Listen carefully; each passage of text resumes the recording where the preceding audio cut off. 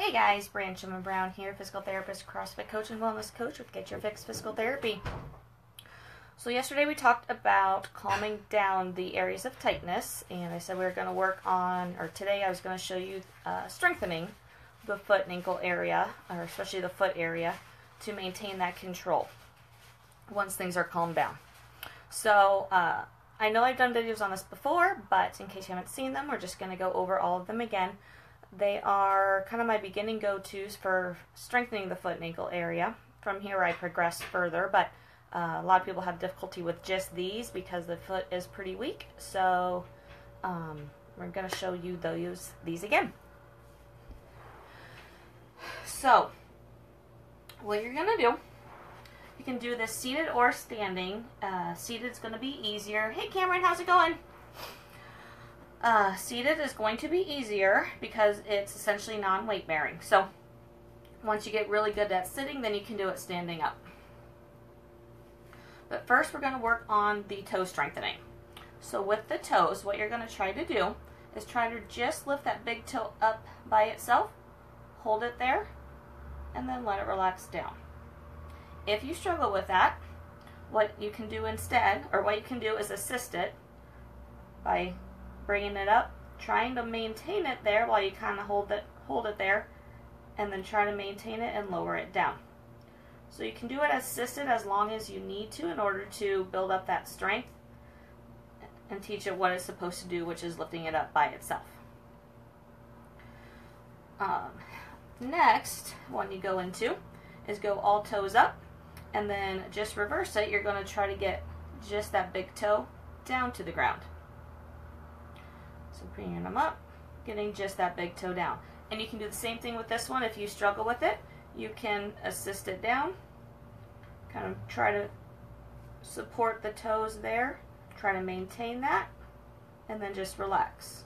So you can work it assisted as you try to teach that how it's supposed to work. What I suggest for starting out, it will fatigue pretty quick, quicker than you think it will, since you're not used to doing this. So 3 to 5 second holds, you'll probably be able to do about 10 of them before it really fatigues and you can't do anymore. Work up so you can be able to do 20 at a time without any difficulty. Then you can progress it to standing. And then the third one I like to do is more for that arch control. So like we were talking yesterday, if you don't have that arch, or a couple days ago, if you don't have that arch support there, your foot can turn in that way. So what we're going to do, and this is actually going to be using that posterior tibialis tendon that a lot of people have been talking about recently. They have tendonitis in there. And this is one of the reasons that we get that tendonitis in there, because we lose that control and it's constantly getting stretched. So what you'll do, with the foot on the floor, heel stays down, ball of your foot stays down. From there, you're just going to try to lift that arch up. So nice and controlled. I'm not turning my foot out. I'm just very subtly lifting that arch up. What I'm trying to do is use this muscle that comes down here to do it. So if you're doing it and you notice your toes are curling or the muscle here is popping out, then you need to kind of work on changing how you're doing it, or trying to figure out how to do it without that popping up, because that's the main substitution or compensation that happens. You can do the same thing with assisting this as we were doing with the toe. So you can kind of position that foot where it's supposed to be, and then you're just going to try to hold it there, and then you'll try to lower it down without letting that pop out. So position it, try to hold it there, and then you can lower it down without letting that pop out. Do a couple of those and then try to pull back into it. You may notice that you can actually do that pretty easy afterwards. So those are my 3 go-tos for the foot to begin with, and from there I do progress it, but start there and kind of see how that goes.